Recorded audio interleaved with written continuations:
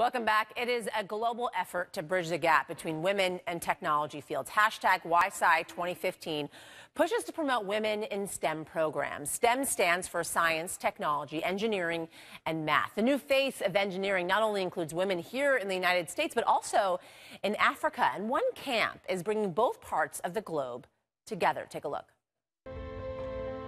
So we have a huge problem when it comes to women in STEM.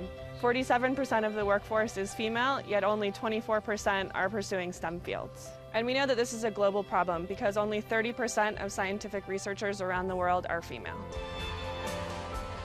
STEM is supposed to be problem solving. That is what most STEM fields do, is that they fix problems of the world.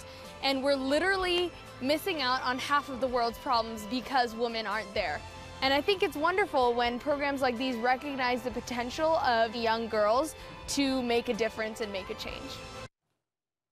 Daily Share senior producer Natisha Lance is here. Natisha, tell me more about this camp. Well, this camp was like STEM with a twist. So it was STEAM camp, and this was put on in conjunction between AOL, the U.S. State Department, as well as the UN Foundation. 120 girls across Africa, as well as the United States, came together for this 3-week camp, and they did everything that would be involved with STEM. And at the end of it, they had a final project that was supposed to acknowledge a problem that was happening in their country and how they can solve it through STEM. So the camp was successful. These girls were writing blogs all along the way. Those blogs were up on HuffingtonPost.com, and I was able to read through some of them. And the girls were fantastic. I also got the chance to speak to 2 of the girls while they were at the camp. How is it funded, the camp? It's through a foundation, through the AOL Foundation, as well as the UN Foundation and the U.S. State Department. All right, let's talk about some of the hashtags that are trending with this camp, right? There's something called I Look Like an Engineer. Yes, there is I Look Like an Engineer, and this is a hashtag that really resonated with a lot of people. So there were thousands of women who are engineers who latched onto this hashtag because, as we heard the girls say in the sound that we were just listening to, there is a disproportionate amount of men compared to women who are in the technology fields.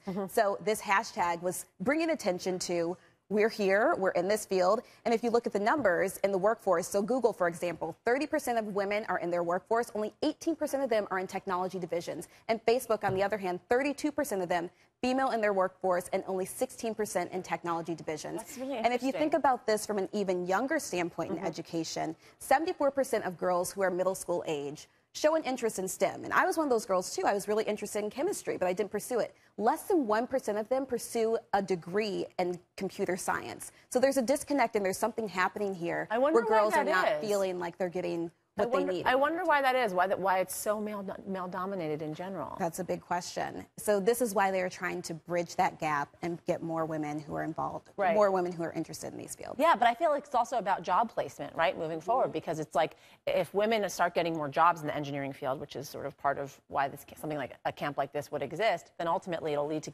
women getting more education in engineering, right? Yeah, absolutely. On the back end. But if the pool isn't there to pull from, then how can you fill those positions? Right. But I want to go back to the hashtag that we were talking about, I Look Like an Engineer. We have that tweet that we can pull up. So this was started by a girl who's 22 years old, who is an engineer. She works for a company called Login One.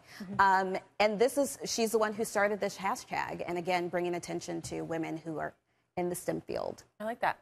Thanks, Natisha. You're welcome.